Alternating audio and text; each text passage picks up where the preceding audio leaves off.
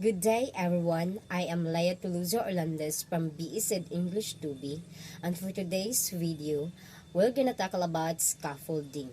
My assigned topic is all about using word in scaffolding student learning in a language classroom. So first, let's tackle about who coined the term scaffolding. So, the word scaffolding was first used by the psychologist Jerome Bruner in the 1960s. According to Bruner, scaffolding theory, when students are provided with the support while learning a new concept or skill, they are better able to use that knowledge independently. So, scaffolding is one such educational practice, a powerful one that helps students retain and apply new knowledge. Scaffolding is a teaching technique that helps students acclimate to new learning. So now, let's move on to the 6 specific instructional scaffolding strategies that the teacher may use in the classroom. First is model. Model. Teaching students how to do something by showing them how to do it. It can be effective way to scaffold learning. Try to problem solve by walking students through the steps or by talking them through the process. For example, if a teacher is assigning a science project, they can show several examples of projects, as well as the grading rubric.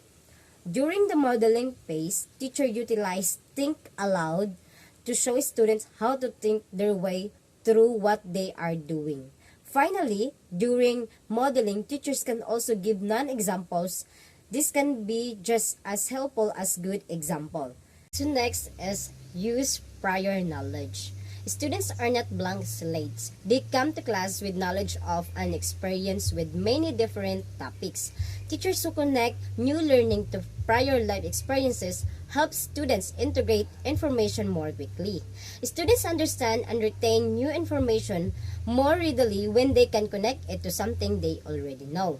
So for example to this, if a high school historical teachers use prior knowledge as instructional scaffolding when they ask students to connect current events to historical events.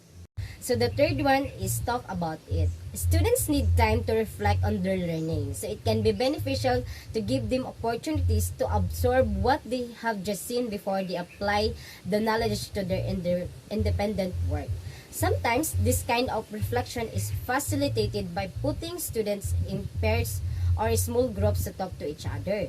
Example to this is a think, pair, share. It is a popular instructional scaffolding technique that can be used in all classrooms. As the name implies, students first think about the topic. Then they pair up with a classmate and discuss the topic. And finally, the pair shares key details of their conversation with the class. So number 4, share important vocabulary. One area where students may need extra instructional scaffolding is reading. Before approaching a particularly complex text, a teacher can share specific vocabulary, words, or phrases that may pose challenges. An example to this is, instead of introducing the not familiar words to them, try to introduce the words that they know that they are interested in. Like photos are in context, use analogies and metaphors, and invite students to create a symbol or drawing for each word. So number 5, show what you mean. Graphic organizers can be extremely important in instructional scaffolding. These tools help students organize their thinking about complex or interrelated pieces of information using visual aids. Graphic organizers can also guide students through a new process or task and translate abstract ideas into concrete ways of thinking. For example to this, if the learning objective is to compare and contrast two events in history, the teacher may display a Venn diagram and fill out one common attribute and one contrasting attribute. So the last one is use of technology. Technology can be a wonderful tool to help simplify the scaffolding process for educators.